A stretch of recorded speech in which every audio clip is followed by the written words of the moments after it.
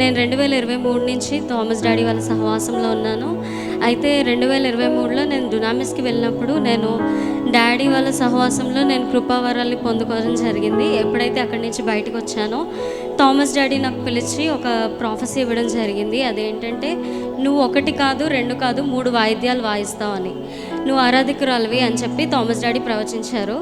తర్వాత నేను చాలాసార్లు అనుకున్నా, 3 వాయిద్యాలంటే నాకెలా, 1 కూడా సాధ్యం కాదు నాకు, 3 నేనెక్కడ నేర్చుకుంటాను అనుకున్నాను. బట్ దేవుడు ఈ సంవత్సరం చేసిన కృపను బట్టి నాకు ఇప్పుడు లెక్క ప్రకారం నా చేతిలో 3 వాయిద్యాలు ఉన్నాయి. ఈ సంవత్సరంలో ఈ కార్యం దేవుడు జరిగించారు. థామస్ డాడీ ప్రాఫెసీ నెరవేరడం జరిగింది. తర్వాత ఈ సంవత్సరం అదే ఇక్కడ ఏదైతే నేను ఆత్మను పొందుకున్నానో అదే ఆత్మతో నేను ఇంటికి వెళ్ళిన తర్వాత ప్రార్థనలో నడుపుతున్నప్పుడు, నాది వైజాగ్ కానీ దేవుడు హైదరాబాద్ వెళ్ళమని నాకు ఈ సంవత్సరం జనవరి 4న చెప్పినప్పుడు నేను వెంటనే బయలుదేరి వచ్చేసాను. ఎక్కడ ఉండాలి ఏంటి అనేది ప్రతిదీ కూడా దేవుడు నడిపించారు. ఎలా అయితే వాగ్దానాలు కూడా దేవుడు ఇచ్చి నడిపించాడో ఇలా ఈ సంవత్సరం అంతా దేవుడు నడిపించారు. వైజాగ్లో ఉండిపోయి ఉంటే నేను నేర్చుకునేవలసినవేవి ఇంకా నేర్చుకోపోయేదాన్ని.